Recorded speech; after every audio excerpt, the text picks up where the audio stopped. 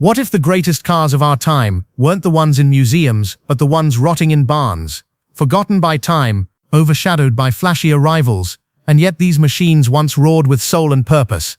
This isn't just a list, it's a resurrection. Today on Regal Ride, we dig into 10 forgotten classic cars that deserve a second chance. Because legends don't die, they just wait to be rediscovered. And some still have one more ride left in them. Number 1. 1975 Chevrolet Cosworth Vega. The American Alfa Romeo. By the mid-1970s, the US auto industry was under pressure. Emissions rules were tightening, and muscle cars were fading. In this uncertain moment, Chevrolet made a bold move, a sporty compact coupe called the Cosworth Vega. At first glance, it looked like a regular Vega, but inside was something special. A 2.0L twin-cam, 16-valve aluminum engine developed with Cosworth Engineering in the UK. The same company known for its success in Formula One. It had electronic fuel injection, forged pistons, and a free-revving nature that felt more European than American. Road and Track even compared it to the Alfa Romeo GTV. The car was quick, nimble, and refined, a big shift from typical Detroit iron. But it came at a price, around $59,000, not far from a base Corvette. That made buyers hesitate.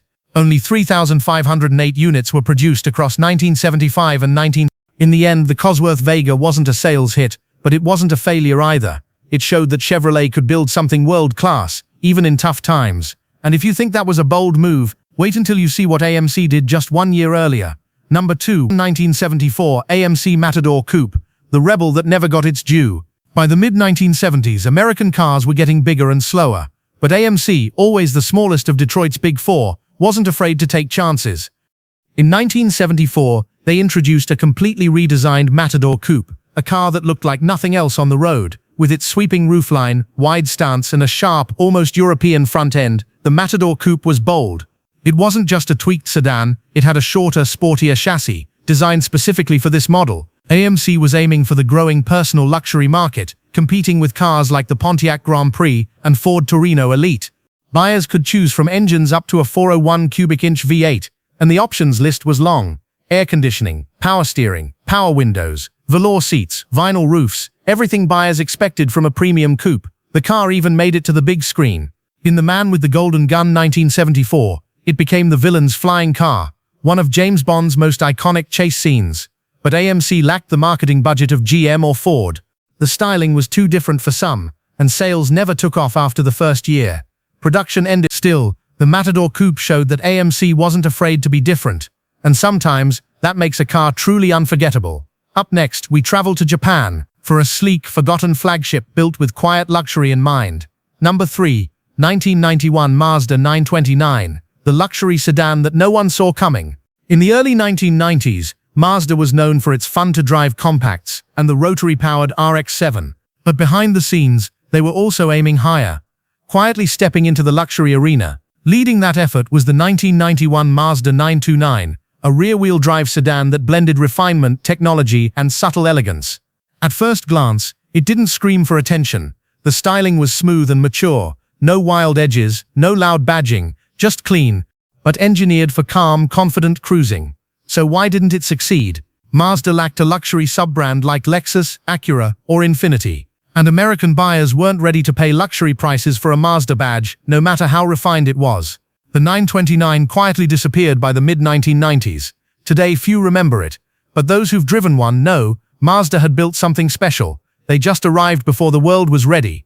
Next, we revisit a forgotten German coupe, one that should have aged like a legend but didn't. Number 4. 1984 Renault Fuego, the French coupe America forgot. In the early 1980s, Renault wanted to shake up the global car scene with something bold, stylish, and ahead of its time. Enter the Renault Fuego, a sleek front-wheel drive sports coupe that looked like it had landed from the future, penned by legendary designer Marcello Gandini, the man behind the Lamborghini Miura and Countach. The Fuego featured a dramatic wraparound rear window, flowing lines, and a low aerodynamic profile that turned heads everywhere it went. But it wasn't just a pretty face.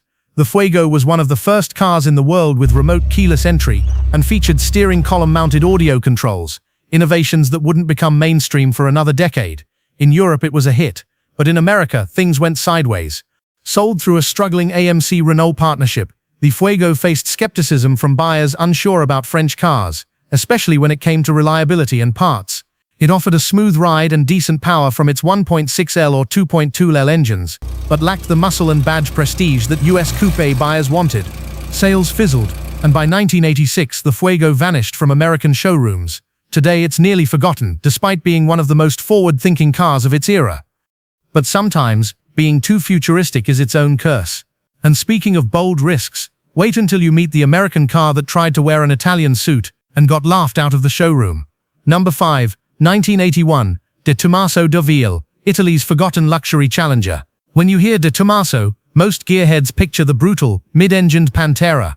But few know that the same Italian marque once set its sights on the world of luxury sedans, with a car called the Detomaso Delville. Unveiled in the early 70s and sold into the 1980s, the Deauville was Detomaso's answer to the Jaguar XJ, Mercedes S-Class, and Maserati Quattroporte. Designed by Ghia, it had that unmistakable European elegance, long hood, short deck, and muscular proportions.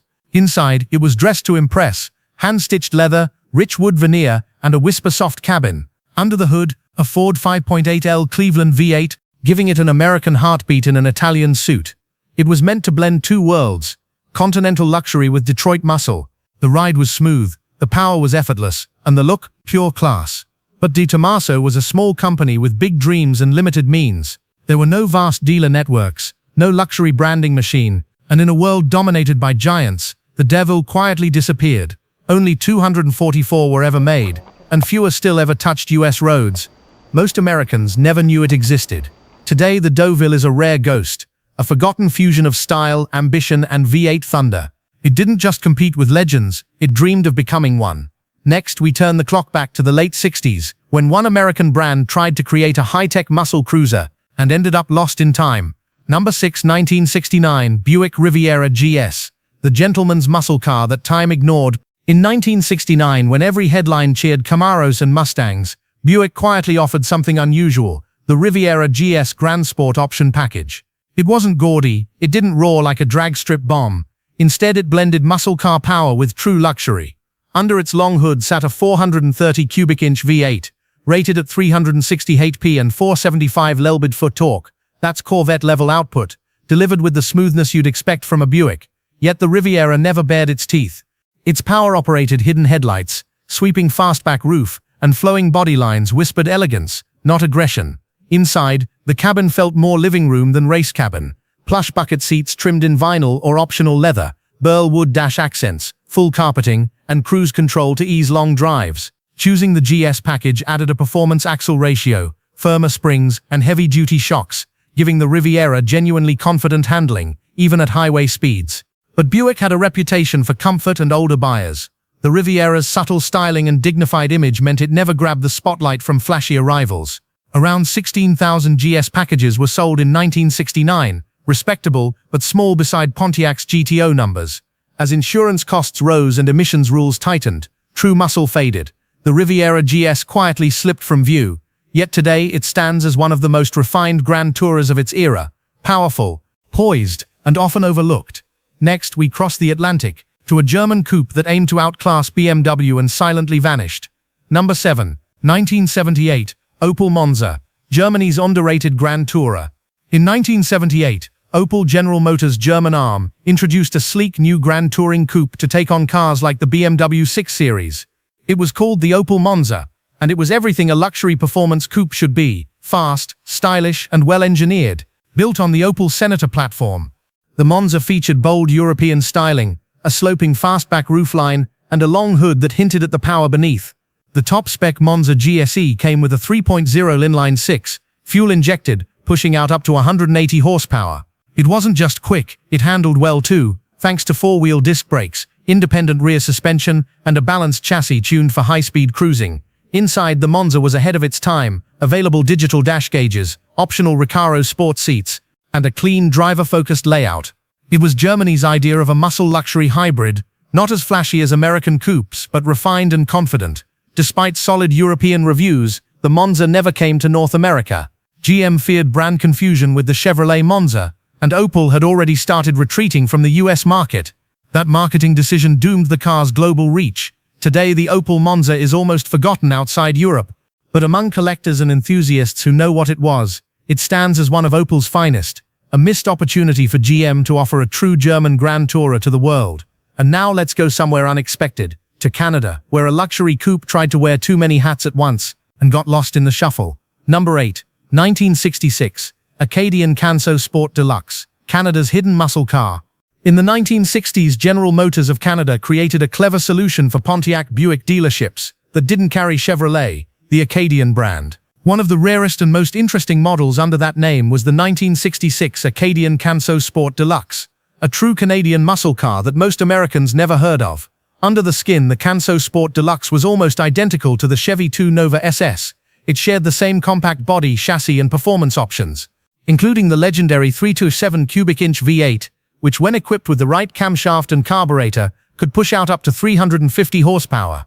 That gave this small Canadian coupe serious speed in a sleek, unassuming package. But what made the Acadian special wasn't just power, it was exclusivity. These cars were built and sold only in Canada, with subtle trim differences and unique badging. For decades, even hardcore American car enthusiasts didn't know they existed. Many Cansos were daily drivers that quietly disappeared from the roads, and few were preserved. Today, the Canso Sport Deluxe is a hidden gem, a car that mixes American muscle performance with Canadian-only identity. It's a reminder of how regional markets once created cars that flew completely under the radar. Now let's head back to the US, where a luxury coupe from the 1970s offered comfort, quiet, and a surprisingly powerful punch before fading into silence. Number 9. 1977 Chrysler Cordoba, the luxury coupe that faded quietly. In the late 1970s, American buyers wanted big cars that looked expensive, but without Cadillac-level prices. Chrysler delivered that with the Cordoba, a mid-priced personal luxury coupe that promised style, comfort, and presence. When the 1977 model rolled out, it kept that promise, but its moment was already fading. A long hood, short rear deck, and wide stance. Inside, it offered thick carpets, plush seating, and the now famous rich Corinthian leather, a term popularized by actor Ricardo Montalban in Chrysler's ads. You could get features like power windows, air conditioning, cruise control, and even an 8-track stereo, all in a car aimed at middle-class buyers. Under the hood, most Cordobas came with a 318 or 360 cubic inch V8. They weren't muscle car engines, but they provided smooth, quiet cruising power. And that's what the Cordoba was built for, easygoing highway drives with a luxury feel. But by the late 70s, times were shifting. Rising gas prices, tighter emissions rules, and growing interest in smaller imports made big coupes like the Cordoba seem outdated. Quality issues also hurt Chrysler's image. By 1983, the Cordoba was gone, replaced by front-wheel drive sedans with little of the old charm. Today, it's mostly forgotten. But for a brief time, the Cordoba gave regular Americans a taste of luxury, with style they could afford. Ready for our final car? This one wasn't just forgotten, it was buried under its own ambition, and never recovered. Number 10. 1980 Cadillac Seville Elegante Diesel, when luxury met a misfire. In 1980, Cadillac made a daring move. As gas prices rose and European imports gained ground, they introduced the Seville Elegante Diesel, a luxury sedan that promised American style with diesel efficiency. It was bold, ambitious, and ultimately a misstep. The Seville was Cadillac's compact flagship, featuring crisp, angular styling inspired by Rolls-Royce and Bentley. The Elegante trim added elegance, two-tone paint, wire wheels, leather and real wood inside, and a ride tuned for smoothness and sophistication. Cadillac wanted to rival Mercedes-Benz, and on looks and comfort, it nearly did. But beneath the hood was a 5.7-liter diesel V8, built by Oldsmobile. While diesel promised better mileage, this engine wasn't ready. It struggled with cold starts, fuel injection failures, and poor durability. Designed by modifying a gas engine block for diesel use, it simply couldn't handle the increased stress. Reliability tanked, and soon, so did Cadillac's reputation. Buyers who once trusted the Cadillac name felt burned, lawsuits piled up, and GM's diesel program quickly collapsed. Despite the Seville's upscale appeal, its flawed engine turned it into a cautionary tale. Today, the 1980 Seville Elegante diesel is nearly forgotten, rarely restored, often ignored, but it tells an important story. Even legends can stumble when innovation outpaces execution. Still, for all its faults, it was a car built with vision, just not the right engine. Don't let these legends stay buried. These cars may have faded from the spotlight, but each one tells a story worth remembering, of bold ideas, missed chances, and quiet brilliance. If you enjoyed this journey through forgotten metal, consider subscribing to Regal Ride. We bring these hidden classics back to life, one story at a time. Leave a comment and tell us, which of these cars do you think deserves a second chance? Because sometimes the ones the world forgot are the ones truly worth rediscovering.